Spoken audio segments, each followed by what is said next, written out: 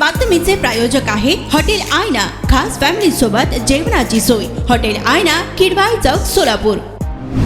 माळकवठा येथे प्रहार जनशक्ती पक्ष आणि शेतकरी संघटनेच्या नूतन शाखेचा उद्घाटन सोहळा संपन्न। दक्षिण सोलापूर तालुक्यातील माळकवठा येथे प्रहार जनशक्ती पक्ष आणि शेतकरी संघटनेच्या नूतन शाखेचे उद्घाटन समारंभ मंगळवार दिनांक 5 मार्च रोजी सायंकाळी 7 वाजण्याच्या सुमारास संपन्न झाला। या उद्घाटन समारंभास प्रहारचे सोलापूर शहर व दक्षिण विधानसभेचे अध्यक्ष अजित कुलकर्णी, संपर्क प्रमुख जमीर शेख, शहर कार्याध्यक्ष खालिद मणियार यांच्या हस्ते करण्यात आलं। तर या नूतन शाखेचे अध्यक्ष गुरुसिद्धप्पा लोहार, उपाध्यक्ष हनुमंत तोडकरे, सचिव प्रकाश काळे, सहसचिव चंद्रकांत कोटे, खजिनदार लक्ष्मण बगले, कार्याध्यक्ष सोनू दुपारगुडे यांच्यासह इतर नूतन सभासदांना नियुक्तीपत्र देऊन मान्यवरांच्या हस्ते सत्कार करण्यात आला। यावेळी प्रहारचे कार्यकर्ते आणि ग्रामस्थ हे बहुसंख्येने उपस्थित होते। नारायण घंटे, लोकप्रधान न्यूज, माळकवठे। प्रथमतः पंचाक्षरी स्वामींच्या चरणी नतमस्तक होतो। आता भरपूर जणांनी काय काय बोललं, मला काय बोलायला ठेवलेलं नाहीये। काय पूर्ण ग्रामपंचायत तिथं आली म्हटल्यावर आपण म्हणजे काय बोलायचं काय असा विषय। तरी उपस्थित असलेले सर्व पक्षीय जे कोणी असतील, आपल्या व्यासपीठावर आज 3 माजी ग्रामपंचायत उपसरपंच, सरपंच जे कोणी असतील, ग्रामपंचायत सदस्य असतील, रात त्यांनी प्रहारची वाहवा केली, बच्चूभाऊंची वाहवा केली, याच्यातच आम्ही जिंकलो। साहेब, माझा विषय असा आहे, मी पेपरमध्ये नाव आलं नाही, चॅनलला नाव आलं नाही, माझी बातमी लागली, मी कधी विचार करत नसतो। कामामुळे मोठं होणं मला फार आवडतं, कारण मी पहिल्यांदी जनसामान्यांचे, शेतकऱ्यांचे, अपंगांचे जे एखादी तुम्हाला सांगतो, मला रोज 10-15 फोन येतात। 11 वाजता उठलंय की फोन चालू होता, 11 वाजेपर्यंत मी फोन बंदच ठेवतो, कारण फोन आल्यानंतर परत 4-5 वाजेपर्यंत मला जेवणाचं टायमिंग सुद्धा कळत नाही। अक्षरशः मी कुठला जात धर्म मानत नाही, कुठला पक्ष मानत नाही, काही नाही। माझं काम एक माणुसकी, समोर आलेला हा माणूस आहे, माणसाने माणसासारखे जगावं, माणसाने माणसासारखंच वागावं आणि माणसाने माणसाचेच कामं करावं, त्याला खरं माणूस म्हणतात। स्वतःसाठी जगणं हा म्हणजे जनावर सुद्धा स्वतःसाठी जगत असतं, खातं पितं, पाणी पितं, निघून जातं, पण आपण जनसामान्यांसाठी जगणं हे फार महत्वाचं आहे। ते माझ्या आई वडिलांनी मला शिकवलं। बच्चूभाऊंच्या पावलावर पाऊल ठेवून मी लोकांचे कामं करणार, हे तुम्हाला मी आज माळकवठे येथे आश्वासन देतो की कुठल्याही सामान्य माणसांची कामं अडणार नाहीत। कुठला अधिकारी असेल, ग्रामसेवक असेल, तुमचा तलाठी असेल, सर्कल असेल, तहसीलदार असेल, मी कुणाचीही भिडभाड ठेवत नाही। आजपर्यंत यामुळेच माझ्यावर अनेक गुन्हे दाखल झालेले आहेत। 15 दिवस जेलमध्ये सुद्धा बसलेलो आहे, 1 महिना जेलमध्ये बसलेला आहे जनसामान्यांच्या कामासाठी।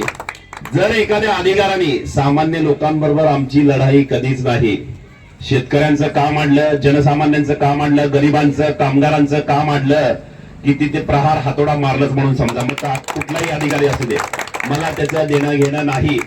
माझं म्हणणं एक आहे की बाबा, संबंधित शेतकरी जर तुझ्याकडे काम घेऊन आला तर त्याचं काम होणं फार गरजेचं आहे। शेतकऱ्यांच्या असंख्य अडचणी आता तिकडे ह्याच्यामधलं वेळापूर का काहीतरी शेतकरी आले होते माझ्याकडे, जय हिंद शुगर फॅक्टरीवाल्यांनी त्यांच्या जमिनी, त्यांच्या बाजूची जमीन विकत घेऊन त्यांचा ऊस काहीतरी अडवलाय। म्हणलं उद्या 100 ते 150 लोक तुझ्या शेतात येतील, कुठला कारखानदार मला काय देणं घेणं नाही, संबंधित पोलीस प्रशासनाला बोलवणार, संबंधित तलाठी असतील, सर्कलला बोलून तुझा काय निकाल असेल ते करून। आता गाडीत बसताना हा विषय झाला। माझ्यासाठी माणूस महत्वाचा आहे, माणसाचं काम महत्वाचं आहे। बच्चूभाऊंची शिकवण आहे की अन्यायावर प्रहार, जिथं अन्याय होईल तिथं प्रहार पाहिजेच, आणि वेळ पडली तर आपल्याला तलवार जरी काढावी लागली तरी आम्ही तलवार म्यान काढत नसतो, तलवार काढून समोरच्यावर वार करणं हे आमचं काम आहे।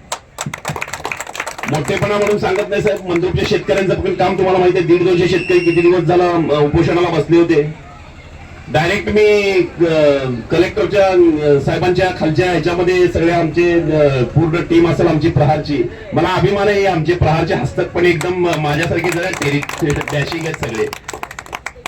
घातले जनावर रिझल्ट चालू झाला की बाबा त्यांच्या उतार्यावरच्या बोजा हळूहळू रात्रीपासून कमी होत गेला. मी त्या शेतकऱ्यांना सांगितलं होतं, काकांना सांगितलं होतं की तुम्ही ग्रामपंचायती समोर बसून का उपयोग होणार नाही. तुम्ही या शहरात या कलेक्टर ऑफिस, आपण डायरेक्ट जाऊन बैलगाडी मोर्चा मुख्यमंत्र्यांच्या घरावर मोर्चा काढू म्हटल्यावर त्यावेळेस प्रशासनाने शासनाला जाग आली आणि त्यावेळेस खरी आमची म्हणजे जीत झाली किंवा शेतकऱ्यांची जीत झाली हे म्हणायला काय हरकत नाही.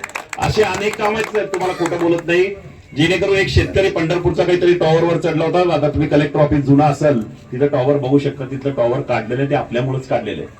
कारण त्या टॉवरवर शेतकरी चढला होता. त्याच्यानंतर आरडी साहेबांच्या ड्रायव्हरने आणलं, आरडी साहेबांनी ड्रायव्हरला फटके दिले. आम्ही त्यावेळेस आतमध्ये होतो. की मला एक आनंदाने सांगू वाटतं की बच्चू भाऊंचं भूत माझ्या अंगात शिरतं. ज्यावेळेस भाऊ म्हणतात ना, त्या मध्ये मला माझ्यावर एखादा खोटा गुन्हा दाखल झाला, मोळच्या तहसीलदारांनी खोटा गुन्हा दाखल केला की कसं बघा चांगला काम करणाऱ्याला लोक कसं पिळून टाकतात. त्या तहसीलदारांना मी पैसे मागितले तालुका अध्यक्षा फोनवरून, असं त्यांनी म्हटलं. ऑक्टोबर महिन्यात मी पैसे मागितले, गुन्हा दाखल होतो डिसेंबर महिन्यात, 2 महिन्यांनी. मला सांगा, आपण जास्त माहितीच्या अधिकारामध्ये मुरलेले मातब्बर आहात बघले साहेब, की जर 2 महिन्यानंतर गुन्हा दाखल होईल का? म्हणजे किती खोटं केलं, किती खोटा गुन्हा दाखल केला, मला काय फरक पडला नाही साहेब. बरोबर त्या गोष्टीचा पाठपुरावा केला. संबंधित तहसीलदाराच्या वसूलदाराला 4 महिन्यांनी मी अँटी करप्शन केलं. अँटी करप्शन करून आज तहसीलदाराची सगळी पूर्ण जी काय प्रॉपर्टी बिपर्टी सील करण्याची वेळ आली. त्याला पुण्याच्या कलेक्टर साहेबांनी पण त्याचं हे काढलं, पूर्ण निलंबित करायचा प्रस्ताव दाखल केलेला आहे त्यांनी शासनाकडे, महसूल मंत्र्याकडे. आपण तर केलेलंच आहे बच्चू भाऊंच्या मार्फत. म्हणजे जर असं कोणी जर जाणून बुजून जर मुद्दाम त्रास देत असेल तर त्याला ठोकायची ते पण तयारी आपण ठेवतो. आपल्यासाठी विषय नवीन नाहीये. आंदोलक म्हणूनच आपली प्रसिद्धी आहे. बच्चू भाऊंची सुद्धा प्रसिद्धी तीच आहे. मला सांगा, 100 पेक्षा जास्त वेळा रक्तदान करणारा एकमेव आमचा नेता आहे. आज 7-8 वर्ष झालं मी या माध्यमातून काम करतो. जवळजवळ 32 गुन्हे माझ्यावर दाखल झाले. बच्चू भाऊंच्या वरदहस्ताखाली काम करतो. कुठल्याही शेतकऱ्याला मी नाराज करत नाही. कुठल्याही माणसाला प्रत्येकाचा फोन अटेंड करून वेळ देऊन संबंधित त्यांनी जर म्हटले मला तुम्हाला जमत नाही तिकडे यायला, तुम्ही इकडे या म्हटलं, मी त्यांच्या गावात जाऊन त्यांची अडीअडचणी सोडवण्याचा प्रयत्न करतो आणि 100% त्यांना न्याय देण्याचा प्रयत्न करतो. आतापर्यंत तेच करत आलोय, भविष्यातही ते करत. माळकवट्यातील मला काही मध्ये अडचणी होते, ते फोनद्वारेच मला यायची गरज पडली नाही. फोनच्या माध्यमातून काही पाण्याचे असतील, काही अशा अनेक अडचणी आहेत. सर ना, गावकी म्हणल्यावर अडचणी असतातच. एक आमदारकी परवडली पण गावातली ग्रामपंचायत नको असं म्हणल्यासारखं आहे.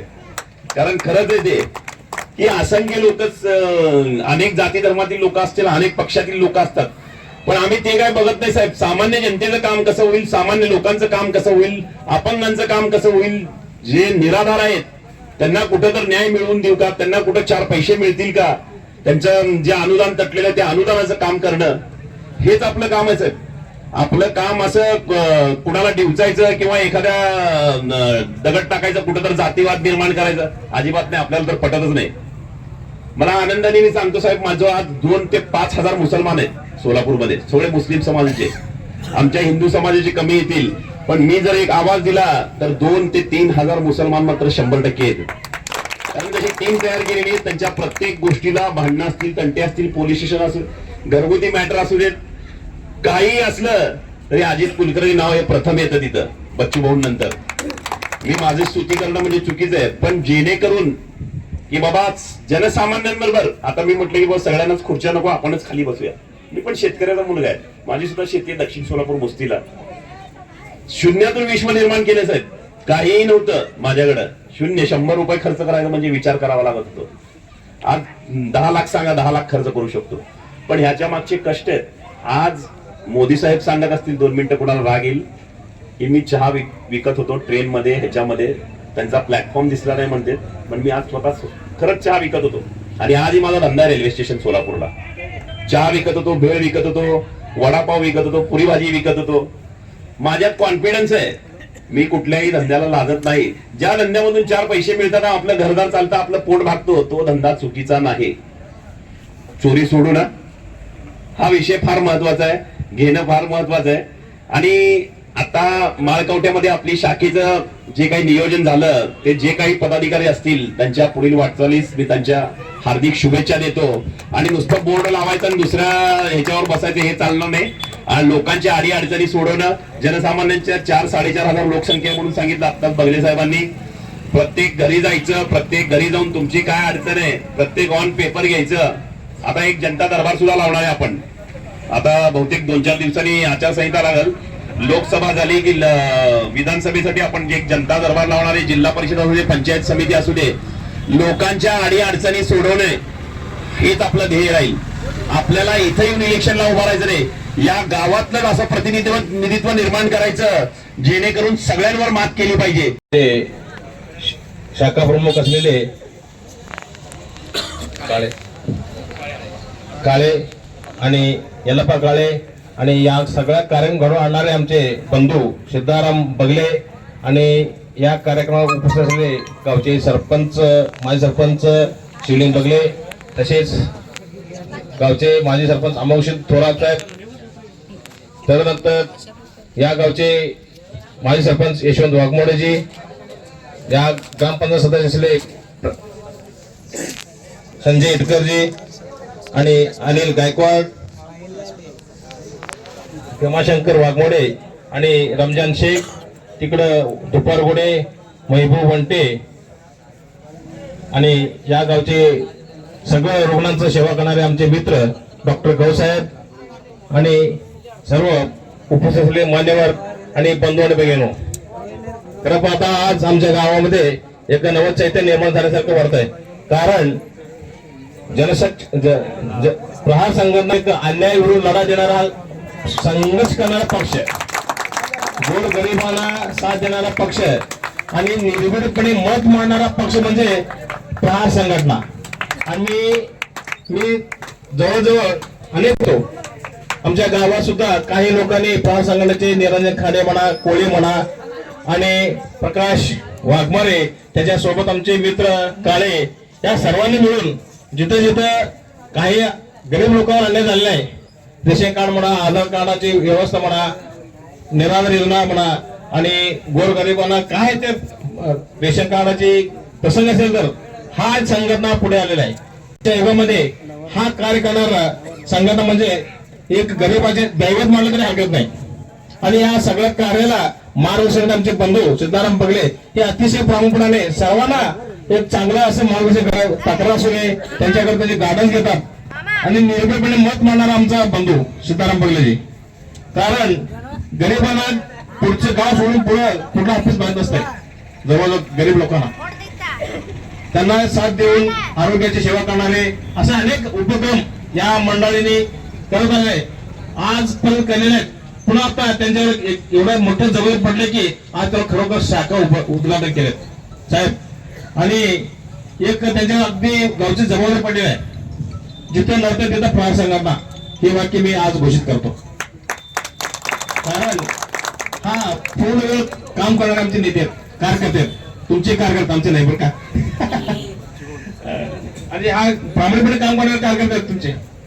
जिथं अन्याय अत्याचार वगैरे भाषा वापरतात त्यांना दादा शिकवणारे आमचे कार्यकर्ते आहेत. कारण गरिबाला साथ देणं हे कर्तव्यच नाही.